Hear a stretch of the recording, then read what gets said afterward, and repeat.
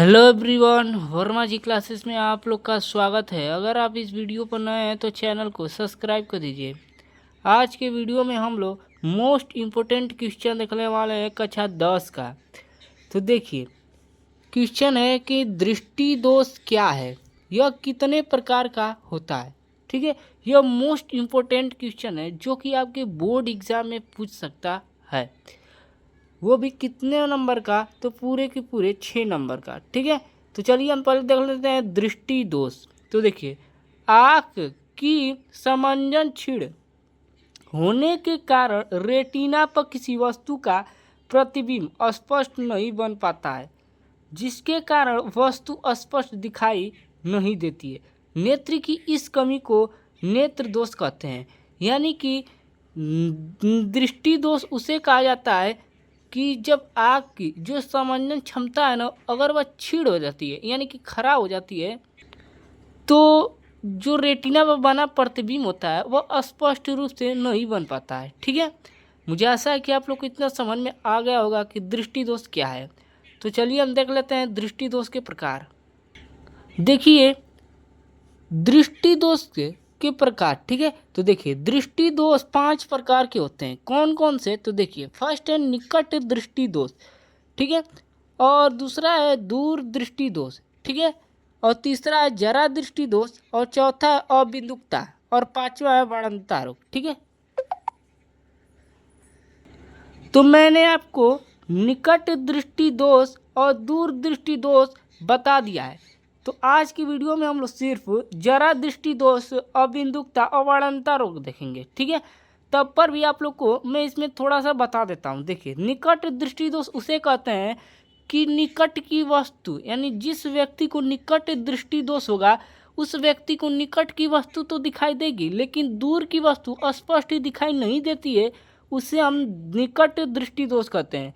और इसके निवारण के लिए अवतल लेंस का प्रयोग किया जाता है। ठीक है, तो मुझे आशा है कि आप लोग को समझ में आ गया होगा कि निकट दृष्टि दोष क्या होता है।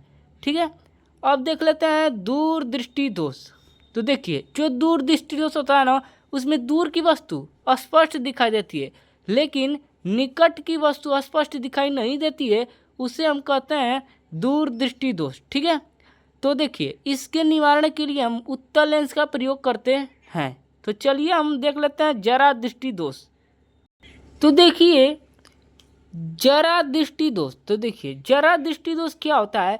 तो देखिए, जो जरा दृष्टि दोष होता है ना, वह बुढ़ापे में होता है। किस में होता है, बुढ़ापे में होता है। ठीक है, और उम्र बढ़ने के साथ जो सिलियरी मांसपेशियां ढीली पड़ जाती हैं, यानी जो हम लोग का नेत्र होता है ना, उसमें क्या पाया जाता है, सिलियरी मांसपेशियां होती हैं। ठीक है, यानी सिलियरी कोशिकाएं होती हैं। ठीक है, जिससे कि निकट बिंदु हट जाता है। ठीक है, इस दृष्टि दोष के निवारण के लिए, ठीक है, पीड़ित व्यक्ति के चश्मे में किस लेंस का प्रयोग किया, अवतलोत्तल लेंस। ठीक है, अवतलोत्तल लेंस का प्रयोग किया जाता है, यानी कि उसमें अवतल और उत्तल दोनों मिलकर के अवतलोत्तल लेंस बनता है। ठीक है, मुझे आशा है कि आप लोगों को समझ में आ गया होगा कि जरा दृष्टि दोष क्या होता है। यानी कि जरा दृष्टि दोष वह दोष होता है जिसमें निकट की वस्तु के साथ साथ दूर की वस्तु भी अस्पष्ट नहीं दिखाई देती है, उसे हम जरा दृष्टि दोष कहते हैं।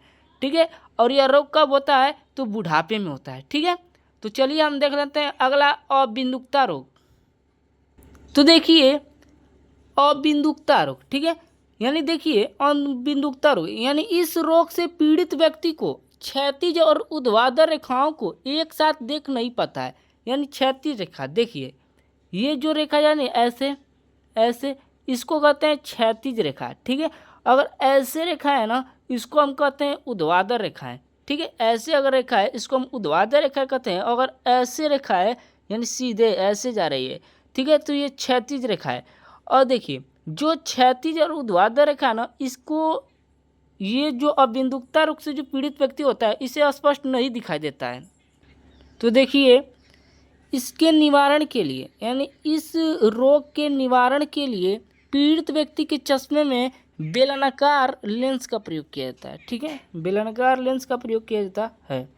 तो अगला है कि बाणंता रोग। ठीक है, यानी इस रोग से पीड़ित व्यक्ति लाल और हरा रंग में भेद नहीं कर पाता है। ठीक है, यानी जो बढ़ंता रोग होता है ना, इससे रोग से जो पीड़ित व्यक्ति होता है ना, यह हरा और लाल रंग नहीं पहचान पाता है। ठीक है, यानी हरा और लाल रंग नहीं पहचान पाता है क्योंकि उसके आँख में शंक्वाकार कोशिकाएं नहीं होती हैं। यानी जो शंक्वाकार कोशिकाएं होती है ना, यह रंग के लिए उत्तरदायी होती हैं। ठीक है, यह रंग के लिए उत्तरदायी होती हैं शंक्वाकार कोशिकाएं। ठीक है, जो कि बढ़ंता रोग के पीड़ित व्यक्ति के आँखों में ये नहीं पाई जाती हैं। ठीक है, चूँकि बढ़ंता रोग यह कौन सा है, यह अनुवांशिकी रोग होता है। ठीक है, अनुवांशिकी रोग होता है। तो देखते हैं आगे। तो देखिए, यह रोग पीढ़ी दर पीढ़ी स्थानांतरित होता है, यानी एक पीढ़ी से दूसरी पीढ़ी में यह रोग स्थानांतरित हो जाता है। ठीक है, तो देखिए, इसलिए इसे अनुवांशिकी रोग भी कहते हैं। ठीक है, यानी इस रोग से पीड़ित व्यक्ति ड्राइवर या चित्रकार नहीं बन सकता है। ठीक है, तो कैसी लगी यह वीडियो? अगर आपको यह वीडियो अच्छी लगी है तो चैनल को सब्सक्राइब कर दीजिए और वीडियो को लाइक कर दीजिए। तब तक के मिलते हैं हम किसी नेक्स्ट वीडियो में। तब तक के लिए धन्यवाद।